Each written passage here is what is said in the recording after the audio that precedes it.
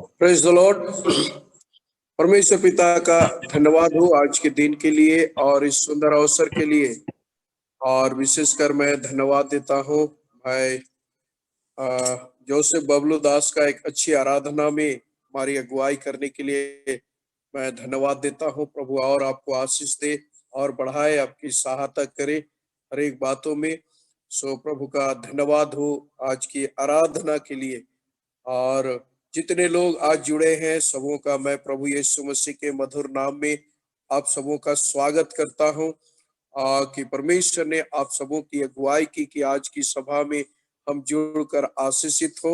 सो इसके लिए हम आप सबों का धन्यवाद और तारीफ करते हैं, प्रभु को महिमा देते हैं आप सबों के लिए कि आज की शाम परमेश्वर हम सबों के जीवन में बहुत आयत की आशीष देने जा रहा है।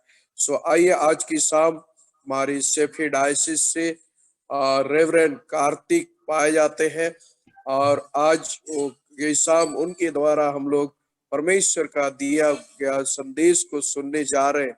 सो आइए हम लोग रेवरेंड कार्तिक का स्वागत करें तालियों के साथ। आप एक अच्छा बाइबल टीचर भी हैं, पढ़ाते हैं अपोलो बाइबल यूनिवर्सिटी में और शेफी डायसिस के सारे कामों को भी आप देखते हैं। सो आज आपको पाकर हम सभी बहुत खुश हैं, आनंदित हैं और निश्चय आपके द्वारा हम एक आशीषित संदेश को पाने जा रहे हैं। सो आइए हम लोग रेवरेंड कार्तिक का स्वागत करें तालियों के साथ। आमेन। सबको जय मसीह की। जय मसीह। मेरी आवाज आ रहा है? ठीक है। Yes pastor, yes. ओके। परमेश्वर की पवित्र नाम की स्तुति हो। आज के जो सुंदर शाम की बखत के लिए जो जिसे परमेश्वर ने मेरे जीवन में दिया कि आप सबके साथ मिलकर उसकी स्तुति और महिमा करें और साथ ही उसके वचन की सेवकाई में आज शाम को समय बिताए। और आशा रखता हूँ कि आप सब जागे हुए हैं, क्योंकि मतलब कलीसिया में तो हम लोग एक दूसरे को देखते हैं, पता लगता है कि मतलब कौन जागे हुए कौन सो रहे हैं। लेकिन यहाँ तो मतलब कुछ समझ नहीं आता है कि मतलब कौन हमको देख रहा है कौन देख नहीं रहा है। फिर भी आशा रखते हैं कि मतलब आप आज शाम के समय आप सब मतलब जागे हुए हैं। ठीक है। प्रभु आप सबको बहुतायत की आशीष दे। स्पेशली मैं भी आज ये जो शाम के समय रेवरेंड फूलचंद साहब को बाहर दिल से धन्यवाद देना चाहूंगा और खासकर उनके साथ मिलकर जितने भी परमेश्वर की सेवक जन है और उनके कलीसिया की सारे विश्वासियों को प्रभु यीशु मसीह के मधुर और मीठे नाम से मैं नमस्कार और धन्यवाद कहना चाहता हूँ। प्रभु आप सबको बहुतायत की आशीष दे। खुदा चाहे तो मतलब अगले महीने हम लोग राउरकेला में मिलेंगे। ओके, हमें मतलब सेवा निभानी है। Okay, hope to see you soon pastor. जल्दी हम आपसे मिलना चाहेंगे। ओके ठीक है। आज तक हम सब मतलब जीवित है, ये बहुत बड़ी कृपा है परमेश्वर की, बहुत बड़ी अनुग्रह है। आप में से मतलब कई सारे लोगों के मित्र या नहीं तो मतलब कोई क्या कहते हैं रिश्तेदार। ओके, ये जो कोरोना की जो दूसरी लहर में कुछ मतलब मरे होंगे। मतलब सचमुच बहुत सारे हम प्रिय जनों को हमने खो दिए, फिर भी परमेश्वर हम सबों को जिंदा रखा है ताकि हम ये जो अंतिम दिनों में उसकी सेवकाई में और खासकर जो सीमित समय जो हमें दिया गया है उस समय में परमेश्वर के नाम की महिमा के लिए इस दुनिया में जीवन बिताए। ये सारी चीजें बाइबल में जो भी बात बताया है उसके हिसाब से ये अंतिम दिनों का चिन्ह होता है। आप सब जानते हैं कि मतलब ओके, देश के विरुद्ध देश और ठीक है ऐसे बहुत सारे युद्ध युद्ध युद्ध होंगे और ये जो बड़ी बड़ी महामारी आएंगे, तो ये सारी चीजें अंतिम दिनों का मतलब चिन्ह होता है। इतिहास में ऐसे कभी नहीं हुआ कि मतलब कलीसिया बंद किया गया, लेकिन इन दिनों में बंद किया गया। और जो पादरी कलीसिया में आ जाओ कहा, वही पादरी कहने लगे कि तुम मत आ जाओ। ठीक है, ऐसे एक समय हम लोग आ पहुंचे हैं। फिर भी परमेश्वर को ये जो मीडिया के लिए धन्यवाद करना चाहूंगा कि कम से कम एक दूसरे के साथ एक संगति में रहने के लिए आजकल जूम है, गूगल मीट है, तो ऐसे मतलब कई सारे ऐप्स है जिसके जरिए हम लोग एक दूसरे के साथ मिलकर परमेश्वर की मतलब आराधना और स्तुति करने में हम लोग आगे बढ़ सके। ठीक है, आज के मनन के लिए हम एक वचन पढ़ेंगे। इफिसियों की पत्री 4वां अध्याय उसका 11, 12 और 13। ओके, इफिसियों की पत्री 4 अध्याय, उसके 11, 12 और 13 आयत। अगर कोई हिंदी में पढ़ेंगे मेरे लिए।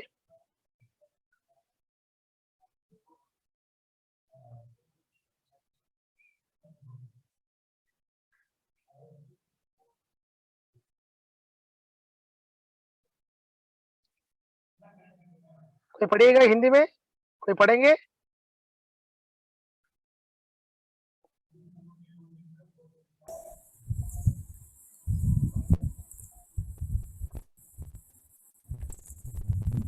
चौथा अध्याय, चौथा अध्याय, उसका 11, 12, 13।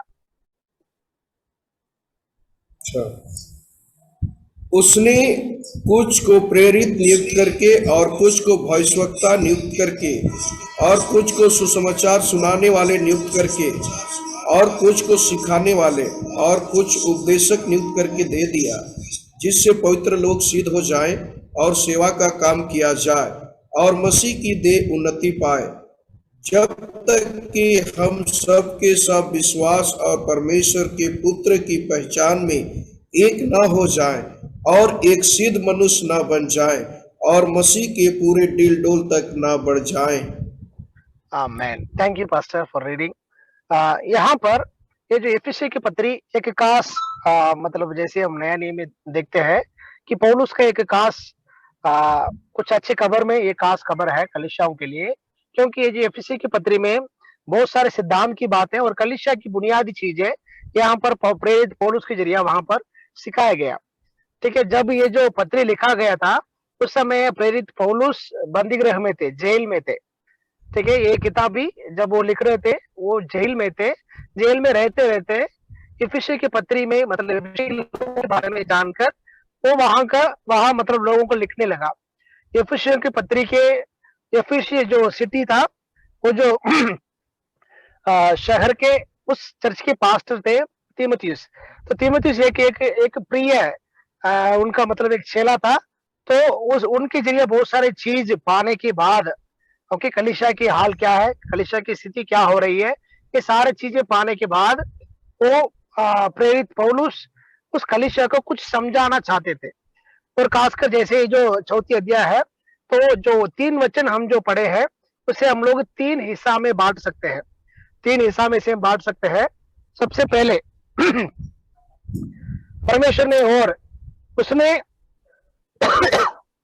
कुछ लोगों को क्या बनाया, प्रेरित बनाया। उसके बाद कुछ लोगों को भविष्यद्वक्ता नियुक्त किया और उसके बाद कुछ लोगों को उसने सुसमाचार सुनाने वाले नियुक्त करके और कितनों को रखवाले यानी कि मतलब पादरी बनाया। फिर आखिरी में, ठीक है, टीचर बनाए। तो इसी को हम लोग पढ़ाते समय ये इस प्रकार सिखाते हैं, 5 फोल्ड मिनिस्ट्री, 5 हिस्से के मतलब 5 किस्म की सेवकाएं है। ठीक है, सबसे पहले सेवकाई प्रेरित की सेवकाई। अगर कोई मतलब प्रेरित की सेवकाई नहीं करे तो अनजान जगह में परमेश्वर की सेवकाई बढ़ना नामुमकिन है। प्रेरित पौलुस बहुत सारे कलीसिया उसने अपने समय पे स्थापित किया। यही मतलब मेरे अगर आपको मतलब दिखाई दे रहा है तो आप मान लीजिएगा अपने अपने हाथ में आप ऐसे निकाल सकते हैं। इसको क्या कहते हैं, क्या कहते हैं, ये जो उंगली को क्या बोलते हैं? ये अंगूठा। अंगूठा बोलते हैं ना। अंगूठा के बिना कुछ भी नहीं हो सकता है। अगर कोई चीज को आपको उठानी है तो अंगूठा की जरूरत, ठीक है, बहुत जरूरी है। इसके बिना आप कुछ नहीं कर पाएंगे। वैसे ही सेवकाई में भी सबसे पहले अगर प्रेरित नहीं है तो कुछ नहीं हो सकता है। प्रेरित से मतलब सेवा शुरू होता है। और उसके बाद सेकंड, ठीक है, दूसरी सेवकाई भविष्यद्वक्ताओं की सेवकाई। भविष्यद्वक्ताओं की सेवकाई मतलब है कलीसिया की आत्मिक उन्नति के लिए परमेश्वर की ओर से मतलब है परमेश्वर उपयोग किए जाने वाले परमेश्वर के दासों को हम लोग भविष्यद्वक्ता कहते हैं। ऐसा नहीं कि मतलब पुराने समय में जादूगर थे या कुछ मंत्र तंत्र करने वाले थे, हम लोग उनके पास जाते अपने अपने मतलब चीजों को मतलब बारे में समझने के लिए उनसे हम लोग कुछ सुनते थे। ये वाली मतलब परमेश्वर की भविष्यद्वक्ता का मतलब ये नहीं है कि वो हमको कुछ सुनाने वाला है। परमेश्वर की वाणी को हम तक पहुंचाने वाला एक खास दास को हम लोग भविष्यद्वक्ता कहते हैं। ठीक है, ये जो उंगली है ना, ये वो उंगली उसके लिए यूज करते हैं, इस्तेमाल करते हैं। मान लीजिएगा इसने गलत किया, इसने किया, ठीक है, दूसरों को और हम लोग अपने निशाना करने के लिए ये जो उंगली को इस्तेमाल करते हैं। तो सबसे पहले प्रेरित, और उसके बाद भविष्यद्वक्ता की सेवकाई, और तीसरी ये जो बीच वाली उंगली है ना, आपके उंगली में से ये उंगली मतलब बड़ा रहेगा। जैसे कि मतलब है किसी भी चीज को अगर आपको चुना है तो सबसे पहले इसी का हाथ रहेगा। वैसे तीसरा सेवकाई सुसमाचारक की सेवकाई, ठीक है। सुसमाचार की सेवकाई मतलब है उस पिछड़े हुए गांवों में परमेश्वर प्रभु यीशु मसीह के बारे में बताने के लिए उतने उन लोग तक पहुंचने वाला, ठीक है, उसी को कहते हैं कि मतलब सुसमाचारक। ओके, उसके बाद ये जो चौथी उंगली जो है ना, तो आप देख पाएंगे मेरे मेरे उंगली में मतलब रिंग है। रिंग इसलिए पहना जाता है कि शादी के, कोई उनको म्यूट कर दीजिएगा, ठीक है।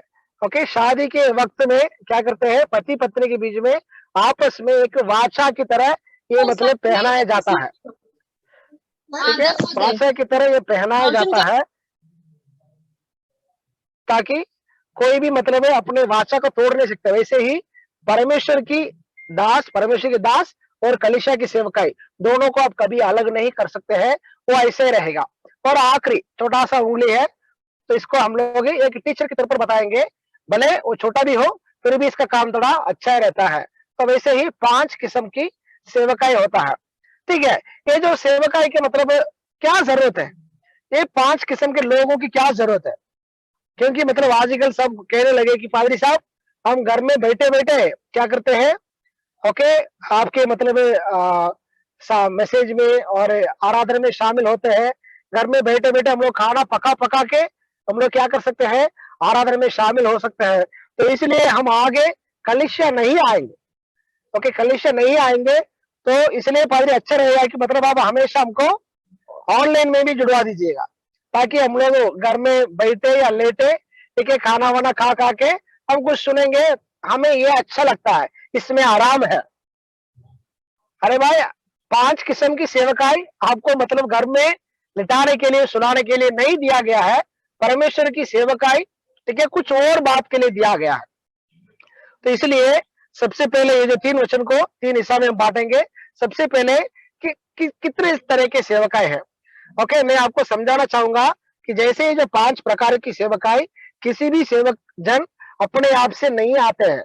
अगर आज रेवरेंड फूलचंद साहब है तो परमेश्वर ने उन्हें नियुक्त किया है सॉरी, उस महासेवकाई करने के लिए, निभाने के लिए परमेश्वर ने अपने दास को सॉरी, उस अमदा इलाका में, यानी कि मतलब कसा हुआ वो जो इलाका में सेवा करने के लिए परमेश्वर अपने दास को चुना है, बुलाया है और नियुक्त किया है। इसी प्रकार कोई भी अपने आप से सेवा में नहीं आते हैं। ओके, आरोन की तरह अगर कोई बुलाए नहीं गए तो कोई भी सेवा में नहीं आते हैं। तो इसलिए आपको ध्यान देना है कि मतलब कोई भी पादरी, ठीक है, कोई काम धंधा नहीं है इसलिए सेवा में आया, कभी आप ऐसा ना सोचिए, ठीक है। सब अच्छे पढ़े लिखे हैं, ठीक है, बहुत सारे काम करके बाहर में जाके मतलब मेहनत करने में बहुत सारा पैसा कमा सकते हैं, फिर भी वो लोग सेवा में है, इसीलिए है कि परमेश्वर ने उन्हें बुलाया, ठीक है। इस बात को पहले आपको जानना है। ओके, अगर ऐसे परमेश्वर किसी को बुलाया है तो क्यों बुलाया, what is the reason behind it, ठीक है। हम लोग अगले अगले वचन पढ़ेंगे, 12 वचन में ये सेवक जनों को क्यों परमेश्वर नियुक्त किया है। वचन में यह लिखा है, जिससे पवित्र लोग सिद्ध हो जाए, ठीक है। क्या लिखा है वचन में, जिससे परमेश्वर ने इतने सेवक जनों को इसलिए नियुक्त किया है कि मेन एंड अल्टीमेट पर्पस क्या है, खास उद्देश्य क्या है उसका। वचन में यह साफ साफ लिखा है कि जिसे पवित्र लोग सिद्ध हो जाए। ओके, कई लोग बताएंगे कि मतलब वो तो पवित्र लोगों के लिए लिखा गया है, हमको नहीं, हम हमारे लिए नहीं लिखा गया। कई लोग ये बताएंगे, मैं आपको बताना चाहूंगा, जिस दिन आप परमेश्वर के उस, ठीक है, प्रभु यीशु मसीह को अपनाया उसी दिन, ठीक है, आप पवित्र हो गए। परमेश्वर ने आपको एक पवित्र जन के तौर पर ही देखते हैं, ठीक है। अगर आपके अगल बगल में कोई बैठे हैं तो बस ये बता दीजिएगा कि मतलब है, ओके, आप पवित्र हो, ठीक है, आप एक पवित्र जन हो। बोलिएगा कोई अगर पास में बैठे हैं तो उनको बता दीजिएगा। अगर आपके पास में कोई बैठे हैं तो बता दीजिएगा कि मतलब आप पवित्र जन हो।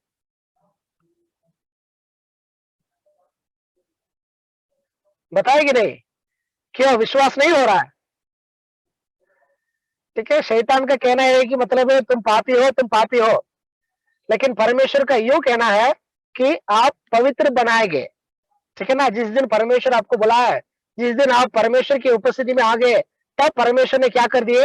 आपको पवित्र बनाए, तो इसलिए आप पवित्र जन हो। तो इसलिए कभी ये ना सोचे कि ये मेरे लिए नहीं लिखा है, दूसरों के लिए लिखा है। ये काश आपके लिए लिखा गया है। ठीक है? जिससे पवित्र लोग क्या हो जाए? सिद्ध हो जाए और सेवा का काम किया जाए और मसीह की देह उन्नति पाए, उन्नति पाए। ठीक है? परमेश्वर अपने लोगों को इसलिए सेवा में ठहराया कि पवित्र लोगों को सिद्ध कराने के लिए। सिद्ध जितने भी लोग सिद्ध हो जाएंगे तो वो लोग मिलकर क्या करेंगे? परमेश्वर की सेवकाई को आगे, सेवकाई में आगे बढ़ेंगे। जैसे सेवकाई आगे बढ़ेगी तब एक साथ मिलकर क्या होगा? परमेश्वर प्रभु यीशु मसीह की देह क्या होगी? उन्नति पाएगी। हालेलुया। ओके, परमेश्वर की देह क्या होगी? उन्नति पाएगी। ओके, बढ़ोतरी रहेगी। इन अंतिम दिनों में हमें मतलब इस बात को ज्यादा ध्यान देना है कि परमेश्वर हमें सिद्ध बनाना जरूरी है। ठीक है? परमेश्वर हमें क्या करना जरूरी है? ओके, सिद्ध। We must be made perfect. हम, ठीक है, पहले सिद्ध नहीं थे। परमेश्वर ने क्या किया? अपने एकलौते पुत्र को हमें दे दिया और उसने अपने जान देकर हमें उस पाप के दलदल से निकाला और हमें परमेश्वर सिद्ध कराना चाहते हैं। ठीक है? परमेश्वर जब हमको सिद्ध कराएंगे तब भी हम क्या कर पाएंगे? ओके, परमेश्वर की सेवा में आगे बढ़ पाएंगे। कई लोगों को इच्छा है कि पादरी साहब हम सेवा के लिए निकलते हैं, हम सेवा करना चाहते हैं, हम आपके बदले में जाएंगे, हम आराधना चलाएंगे। सबको मतलब सेवा करने की इच्छुक है, लेकिन कोई भी सिद्ध बनने के लिए इच्छुक नहीं है। ठीक है? जैसे मतलब सिद्ध बनने की बात आती है ना, तो हमारे बाइबल स्कूल की मतलब समय की याद आ जाती है। जैसे कि मतलब जब हम लोग बाइबल स्कूल में पढ़ते थे तो मान लीजिएगा 10-15 स्टेट से, राष्ट्र से मतलब लड़के थे। हम लोग एक साथ, ठीक है, 2 कमरे में रहते थे। अगर कोई साउथ वाला है तो दूसरे नॉर्थ इंडिया वाले के साथ मतलब जोड़ देंगे। कोई साउथ साउथ मिलाएंगे नहीं, नॉर्थ नॉर्थ को मिलाएंगे नहीं। ठीक है? एक साथ उनके साथ ही चलना रहेगा। अरे वाह, क्या यार, वो हिंदी बोल रहा है, हम तमिल बोलेंगे, ठीक, वो समझ नहीं आएगा। लगभग कई महीनों तक हम लोग इशारे में बात किए। तो इसका मतलब है खाना दे। ठीक है? यूनिवर्सल लैंग्वेज ये होता है, इशारा होता है, साइन लैंग्वेज। हमें भूख लग रही है भाई, खाना दे दो। ठीक है? तो इसी प्रकार बहुत सारे चीजों को मतलब वहां पर सीखना पड़ता है। और खासकर बाइबल स्कूल में जब हमने समय बिताया तो हम मतलब बहुत सारे चीजों पर, ठीक है, ठोकर खाए। ठीक है? हमें मतलब हम घर में तो बहुत अच्छे थे, हमारे घर में तो मतलब सब कुछ मिलता था, लेकिन वहां जाने के बाद हमको मतलब लिमिट किया गया। जो जो चीजों को हम पसंद करते हैं ना, वो सारी चीजों को मना किया गया। तब लगा था कि यार क्या ये सब सेवा सेवा के लिए आए तो और अच्छा रहना चाहिए। लेकिन मेरे प्रियो, आप इस बात को समझ लेना कि जैसे अगर आप सेवा में आगे बढ़ना चाहेंगे तो परमेश्वर आपको सिद्ध बनाएंगे, उसके बाद ही सेवा में भेजेंगे। मुझे नहीं मालूम है कि कितने लोग आज परमेश्वर के दास के साथ मिलकर सेवा करते हैं। फिर भी मैं आज आप लोग को उत्साह देना चाहता हूं कि अगर आप सिद्ध नहीं बनेंगे तो परमेश्वर आपको यूज नहीं कर सकता है, इस्तेमाल नहीं कर सकता है। उदाहरण के लिए बताऊंगा कि मूसा का चेला, ठीक है, यहोशू था। यहोशू अपने आप में सेवा में नहीं आया। जैसे वो अपने मतलब मूसा के साथ मिलकर सेवा में आगे बढ़ा, परमेश्वर उन्हें बनाने के लिए वो अपने आप को समर्पित किए। ओके, सिद्ध बनने के लिए वो तैयार थे। आज मतलब सबको स्वर्ग चाहिए, सबको स्वर्ग पहुंचना है, लेकिन कोई भी सिद्ध बनने के लिए तैयार नहीं है। और यहां तक कि मतलब मैं दोबारा बताता हूं, ठीक है, ये जो पैंडेमिक, ये जो महामारी के समय में लोग सब बहुत आराम हो गए, सबको आराम मिल गया। ठीक है, जूम पे मीटिंग, ठीक है, ऑनलाइन में सब कुछ चल रहा है, सारे चीजों में हमें कोई मतलब है कष्ट उठाने की जरूरत ही नहीं है। इस बात को आप समझ लेना चाहिए, एक दिन ये खत्म हो जाएगा, लेकिन आपकी आदत आपके साथ ही चलेगा। तो इसलिए मेरे प्रियो, अगर आपको सेवा करनी है, ठीक है, तब भी सेवा करने के बाद ही परमेश्वर की वो तेग उन्नति को पाएगी। अगर उन्नति को पाना है तो आपको सिद्ध बनना है। सिद्ध बनने के अलावा आप ठीक है सेवा नहीं कर पाएंगे। अगर सेवा नहीं होगी तो परमेश्वर की देख उन्नति नहीं पाएगी। इसलिए मेरे प्रियो, परमेश्वर के दास लोगों को परमेश्वर इसलिए रखा है, सेवा में इसलिए ठहराया है ताकि आप और मैं सिद्ध हो जाए। ठीक है, इट इज अ प्रोसेस। ये एक ही प्रक्रिया है, ये एक दिन में नहीं होता है। यीशु मसीह ने क्या किया, अपने लिए 12 चेलों को चुनने के बाद उसने क्या किया, अरे बेटा आजा तू, ठीक है, तुम अच्छे गाते हो, ठीक है, तुम गाना गाना शुरू करो, और तुम कुछ अच्छे बोलते हो, प्रार्थना रिक्वेस्ट ले लो, और तुम तो कुछ तो प्रचार तो करते ही हो। पत्रस, तुम तो ज्यादा बोलते हो, तुम क्या करो, प्रचार करो करके एक ही दिन में किसी को नहीं बिठाया।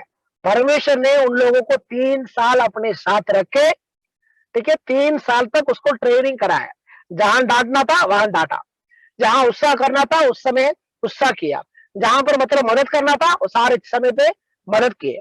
अगर हमें सिद्ध बनना है तो परमेश्वर के साथ, परमेश्वर के सेवक जन के साथ मिलकर आगे बढ़ना अनिवार्य है और आवश्यक है।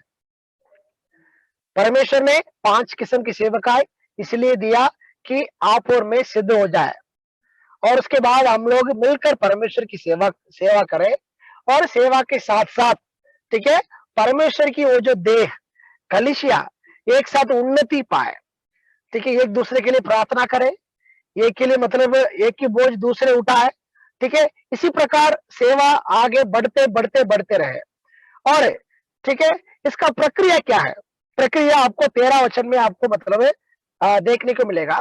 प्रक्रिया ये रहेगा कि हम सिद्ध बनने के लिए कि जब तक कि हम सबके सब विश्वास और परमेश्वर के पुत्र की पहचान में एक ना हो जाए।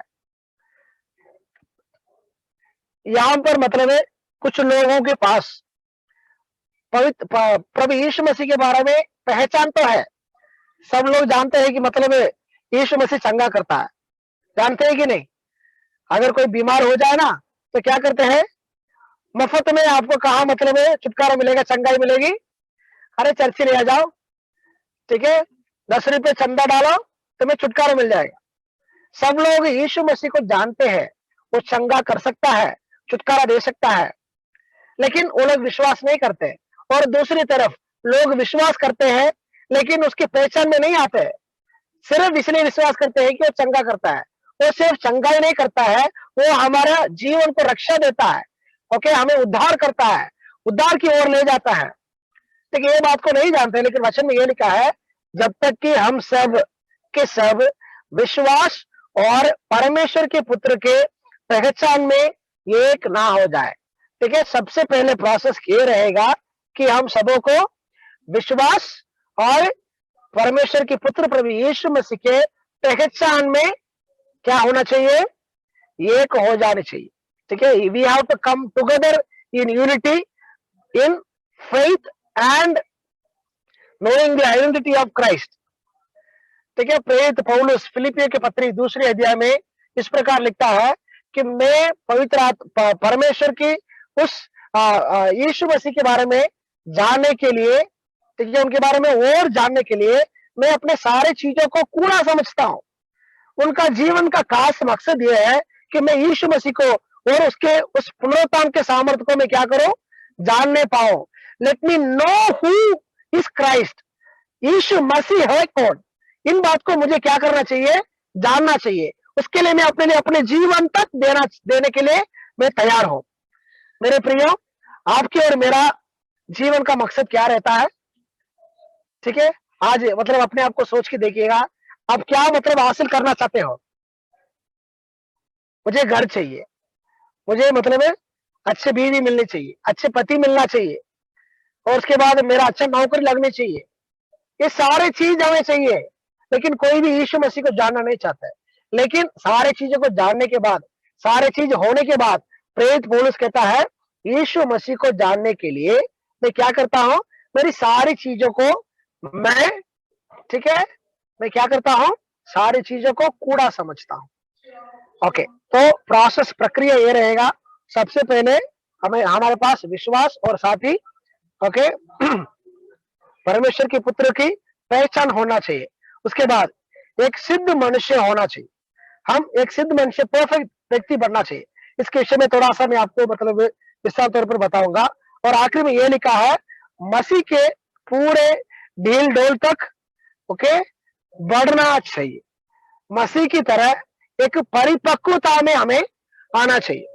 परिपक्वता तब मिलेगा। मैं आपको एक उदाहरण बताता हूँ। जब हम लोग छोटे थे, बच्चे थे, तो उस समय हम लोग कुछ चीजों के लिए रोते थे, जिद करते थे, हाँ या ना? ठीक है, मुझे वो चाहिए ही चाहिए, जिद करते थे। लेकिन जब हम बड़े हो जाते हैं, हमारा शादी हो जाते हैं और हमारे बच्चे आते हैं ना, तो बच्चे जब आते हैं तो बच्चे के सामने हम जिद करते हैं क्या?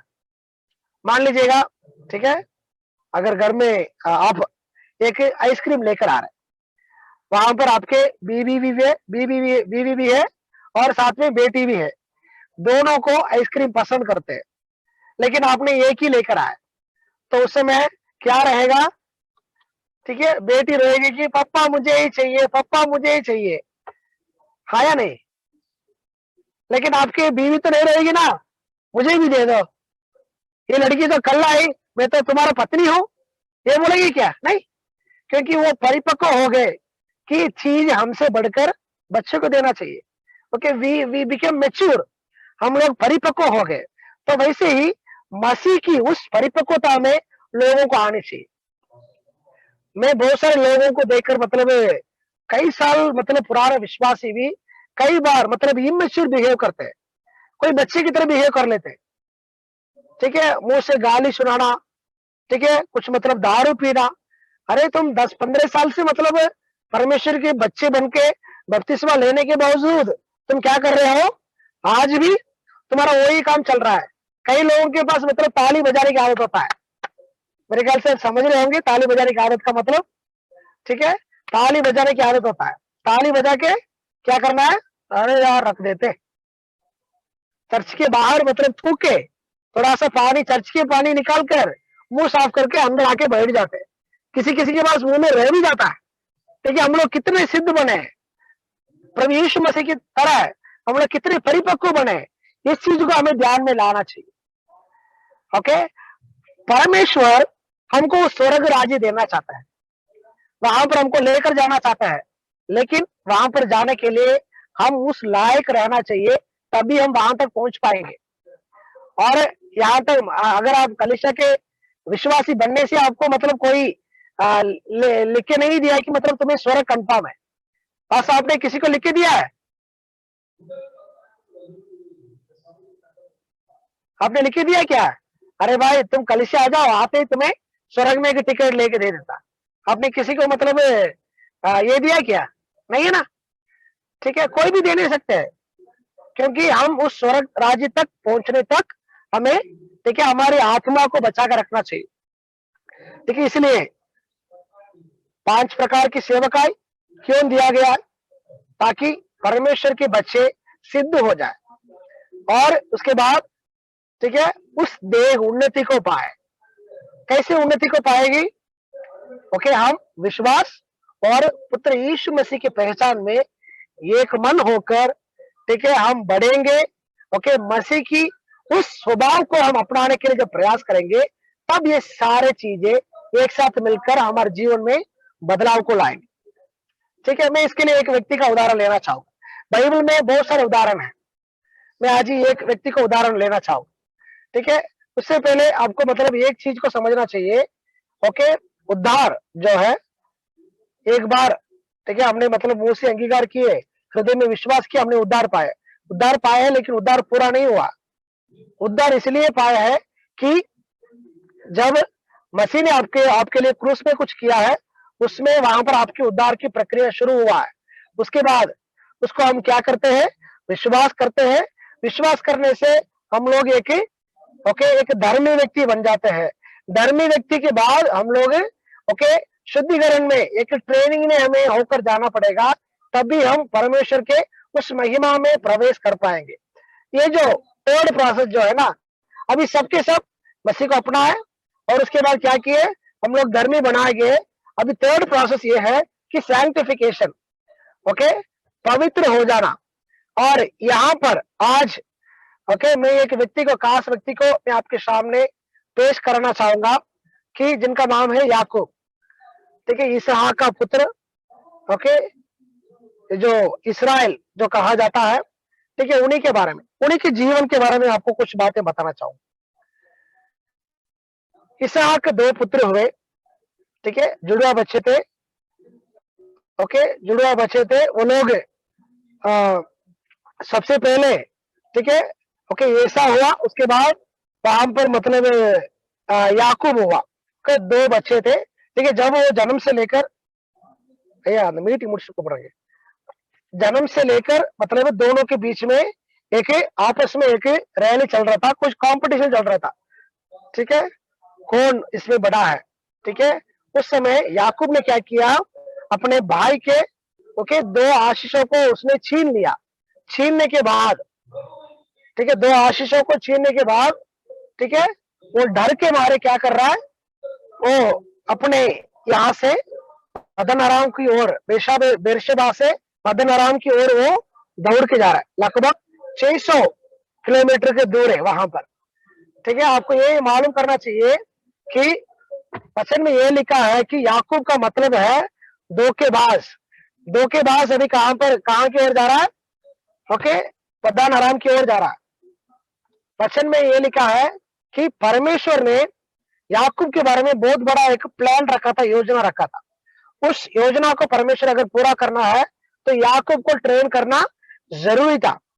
लेकिन अभी यहाँ पर याकूब क्या रह गया, ठीक है, एक क्या कहते हैं, चोरी की तरह, वो चोर की तरह, चोरी करने वाला एक व्यक्ति की तरह, ओके, एक बदमाश करके रहने वाला एक व्यक्ति रहा। तो इसलिए परमेश्वर ने क्या किया, अगर तुम चोर हो तो मैं तुम्हें ऐसी जगह भेजूंगा जहां पर मतलब तेरे से बड़े चोर डाकू रहेगा, उनके अधीन में तुम क्या क्या रहोगे, okay, you will be trained.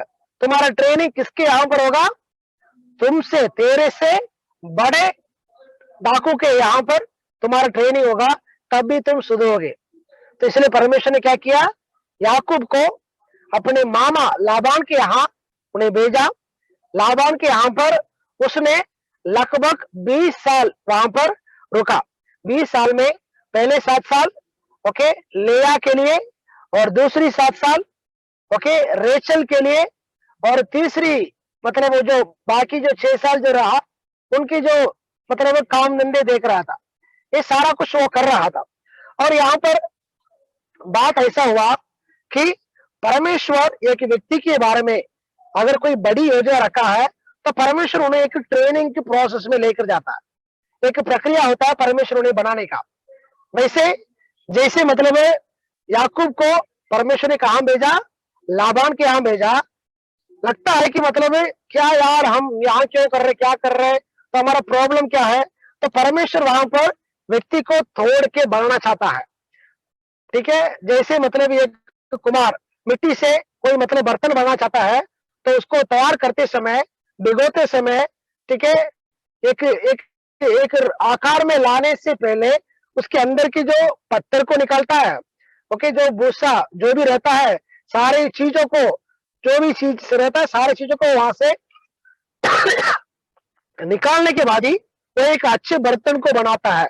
वैसे ही परमेश्वर जैसे हमको मतलब इस्तेमाल करना चाहता है, हमारे जीवन में एक बदलाव लाना चाहता है, तो परमेश्वर हमारे जीवन को तोड़ के बनाना चाहते हैं। तो इस बात को आपको मतलब जानना समझना जरूरी है। अगर परमेश्वर आपको तोड़ते समय लगता है कि यार यार दुखता है, क्यों यार परमेश्वर हमको यहाँ पर लेकर आ गए, हम यहाँ क्या कर रहे हैं, तो ये बात आप कभी ना सोचे। परमेश्वर आपके प्रति एक बहुत बड़ा योजना रखा है। हे याकूब, तेरे लिए मेरे पास बहुत बड़ा एक योजना है, मैं तेरे जरिए एक बहुत बड़ा वंश बनाने वाला हूं। अगर तुम्हें एक वंश के, ठीक है, नेता बनाने है तो तुम्हें मुझे पहले बनाना पड़ेगा। I have to make you as I like. मैं जैसे चाहता हूं तुम वैसे बनना चाहिए, क्योंकि तुम्हारे जीवन में कोई बदलाव है ही नहीं। तुम इतने साल रहने के बावजूद भी, तुम्हारे मतलब दादा अब्राहिम एक विश्वास की व्यक्ति था, और उसके बाद तेरे पिता इसहाक एक अच्छा व्यक्ति था, लेकिन तुम क्या निकले, तुम एक चोर निकले हैं। मैं, ठीक है, इब्राहिम को वायदा किया कि एक बहुत बड़ा एक, ठीक है, एक देश बनाऊंगा। तो इसलिए अगर परमेश्वर आपके जरिया बहुत बड़ा योजना को पूरा करना चाहता है, तो इसका मतलब यह है कि परमेश्वर आपको बनाना चाहता है। God wants to train you, भले 2 साल हो या 2 साल हो, 3 साल हो। यहाँ ओके, याकूब को परमेश्वर ने लगभग 20 साल ट्रेनिंग कराया। 20 साल के बाद परमेश्वर उसको एक दर्शन में दिखाया, ठीक है। जैसे मैंने बेतेल में तुमसे कहा था, तो वैसे मैं तुमको अभी बता रहा हूं। तो क्या कर, यहां से वापस अपने भाई ईसा के ओर चले जा, निकल जा, जाने के लिए तैयार हो गए। याकूब अपने 2 पत्नी, ठीक है, लेया, राकेल, उसके बाद 2 नौकरानी और उनके बच्चे, सब उनके मतलब चेले, मतलब जितने भी नौकर थे, सबको एक साथ लेकर आया। फिर वहां से लेकर क्या कर रहा है, एसाव को मतलब मिलने के लिए वो लोग वापस लौट रहे। मेरे साथ निकालिएगा, ओके, उत्पत्ति की किताब 32 अध्याय, उत्पत्ति 32 अध्याय 23 आयत, ठीक है। 22 से हम पढ़ेंगे।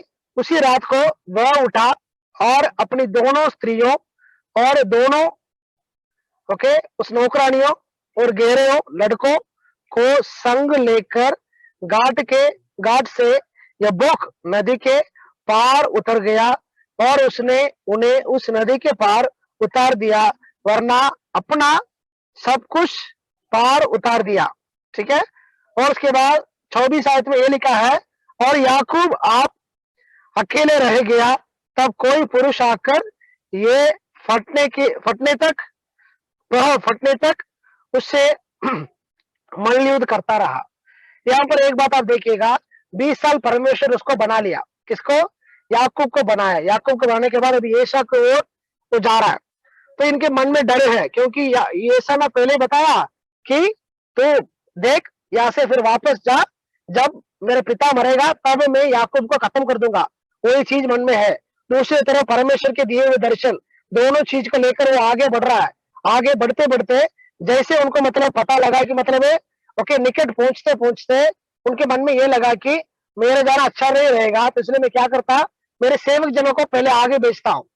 कुछ मतलब भेड़ बकरियों, कुछ गाय बैल को देके मैं अपने भाई को शांत कराऊंगा। और उसके बाद उनका प्लान ये था कि सबसे पहले उनसे मिलने के लिए नौकरानियों के बच्चे और नौकरानी, और उसके बाद सेकंड नौकरानी और उनके बच्चे, और थर्ड लेया और उनके बच्चे, और फोर्थ लाइन में राकेल उनके बच्चे, ये सारे लोगों को आगे पार करा दिए, उस नदी के उस पार करा दिए। मेरा सवाल यह है कि याकूब, तू घर का मतलब मालिक है, तू यहां पर अकेले क्या कर रहा है? सबको उस पार कर दिए। अभी दिमाग में, ठीक है, अंदर तो परमेश्वर के दिए हुए दर्शन है, लेकिन दिमाग में भी क्या है, वही पुराना चीज है, ठीक है, दौड़ने की आदत है। अभी यब्बोक नदी के पास में बैठकर ये सोच रहा है कि ये लोग ऐसे के पास जाने दो, अगर वो इनको मतलब मारने के लिए इनके खिलाफ, इनके विरोध आ जाए, तो मैं यहां से भाग चले जाऊंगा। परमेश्वर भी ऊपर से देख रहा है, यार मैं तुम्हें 20 साल तक ट्रेनिंग दिया हूं, ये करने के लिए थोड़ी मैंने तुम्हें ट्रेनिंग दिया था। मैंने वहां से मतलब 20 साल तक एक एक लाबान के अधीन में तुम्हें इसलिए पालन पोषण किया, ताकि तेरे से एक बहुत बड़ा जाति बन जाए। लेकिन तुम क्या कर रहा है अभी? तुम सब अपने वाइफ बच्चों सबको नदी के उस पार कराए, और यहाँ पर रह के तुम अकेले में भागना चाहते हो, ठीक है। अभी यार, तो इसलिए परमेश्वर ने सोचा कि ऐसे छोड़ना अच्छा नहीं रहेगा, तो वो खुद उतर आ गए ऊपर से। कई लोगों को ये नहीं मालूम है कि परमेश्वर क्यों आए उनके साथ लड़ाई की। लड़ाई इसलिए की है, कुछ लोगों को मतलब बोलने से दिमाग में, ठीक है, पलने पड़ता है। कुछ लोगों को मतलब डांटने से पड़ता है, कुछ लोगों को मारने से भी पड़ता है। बात समझ आ रहा है? कुछ लोगों को बोलने से समझ आ जाता है, कुछ लोगों को मतलब डांटने से समझ आता है, कुछ लोगों को मारने से, पीटने से समझ आता है। तो परमेश्वर ने सोचा कि 20 साल तक इस लड़के को ट्रेनिंग कराने के बावजूद भी ये भागने की तैयारी में है, तो इसलिए क्या करे, नीचे उतर जाए। अगर मैं नहीं जाऊं तो मेरा सारा प्लान खराब हो जाएगा। परमेश्वर खुद नीचे उतरा है, फिर इनके साथ लड़ने लगा। उस समय ऐसा होता था कि जैसे एक जगह से दूसरी जगह की ओर जाते हैं। मान लीजिएगा टाटा नगर से रांची जाते हैं, उस समय तो मतलब पैदल से जाना पड़ता है, अपने बैलगाड़ी से जाना पड़ता है, बहुत दूर जा नहीं पाएंगे, तो बीच में कहीं एक एक जहां पर वो स्टे रखेंगे, स्टे करके जाएंगे। तो उस समय में कुछ डाकू आते हैं उसके साथ कुछ चोरी करने के लिए। इसने सोचा याकूब कि मतलब ये चोरी करने के लिए आ गए, तो इसने क्या किया, उनके साथ लड़ने लगा। ठीक है, लड़ने के बाद परमेश्वर ने सोचा कि ये लड़का भागने के लिए सोच रहा था ना, तो मैं क्या करता, उसके हिप की जॉइंट को तोड़ देता। आप अगर आगे पढ़ेंगे तो आपको मतलब समझ आ जाएगा, अभी समय नहीं है। ठीक है, परमेश्वर ने क्या किया, इनके साथ लड़ने के बाद क्या किया, उसके तई को नहीं छुआ, लेकिन परमेश्वर ने अंग्रेजी और हिब्रू बाइबल में लिखा है, उनके हिप जॉइंट, जहां पर जोड़ होता है ना, टांग का जोड़ होता है ना, तो उसके परमेश्वर ने क्या कर दिया, तोड़ दिया। यार तुम क्या करने के लिए सोच रहे थे, भागने के लिए सोच रहे थे, मैं भी देखता तो कहां भागता। परमेश्वर ने क्या किया, उसको टांग को मतलब तोड़ दिए, उस हिप जॉइंट को तोड़ दिए। अभी थोड़ा ठीक है, लंगड़ा की तरह वो चलने लगा। फिर आखिरी में पता चला कि मतलब मैं जिसके साथ लड़ रहा हूं वो परमेश्वर खुद है। तो उसने उनके हाथ उनके पैर पकड़ के, फिर उसके बाद वहां पर परमेश्वर के आमने सामने देखा, वहां पर एक पेनियल का अनुभव हुआ। अगर आपको मतलब पढ़ेंगे तो उत्पत्ति 33 अध्याय उसके पहले आयत में ये लिखा है, और याकूब ने आंखें उठाकर ये देखा कि ऐसा 400 पुरुष संग लिए हुए चला चला जाता है। तब उसने लड़के बालों को अलग अलग बांट कर लिया और राहेल और दोनों उस औरतों को सौंप दिया, और उसने सबके आगे लड़कों समेत, ठीक है, उसके पीछे लड़कों समेत, ठीक है। अभी क्या किया, पहले अभी पीछे बैठे अकेले में बैठे था, सबको उस पार करा के, अभी वो क्या कर रहा है, सबके आगे निकल रहा है। परमेश्वर वहां पर उन्हें बनाया, उनको जो चीजों को तोड़ना था उसे परमेश्वर ने तोड़ दिया। तो इसलिए क्या हुआ, उनके जीवन में बदलाव आया।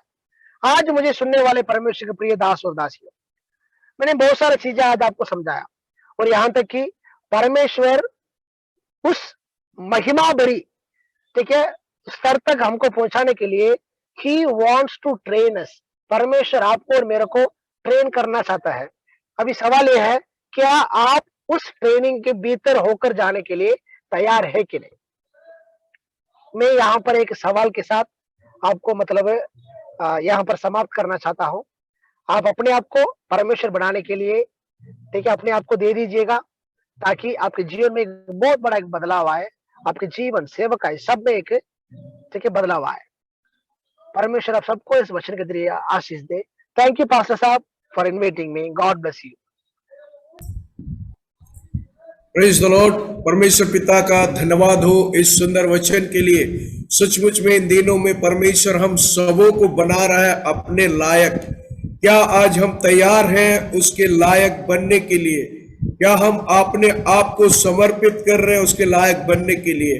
सो आइए आज की शाम अपने आप को जांचते हुए हम परमेश्वर के लायक बनने के लिए अपने आप को तैयार करें, त्याग करें, और परमेश्वर के सम्मुख खड़े हो जाए और प्रभु से कहे, प्रभु तू मुझको बना, तू मुझको बना, तू मुझे ऐसा बना कि मेरे जीवन से तेरी महिमा प्रकट हो, तू मुझे ऐसा बना कि मेरे जीवन से तेरी ओ प्रभु काम प्रकट हो। जो योजना है, जो दर्शन परमेश्वर ने हम सबों को जीवन में दिया है, उसको पूरा करने के लिए आइए हम सिद्ध बने, ताकि परमेश्वर हमारे जीवन से सारी बातों को पूरा करने वाले हो सके।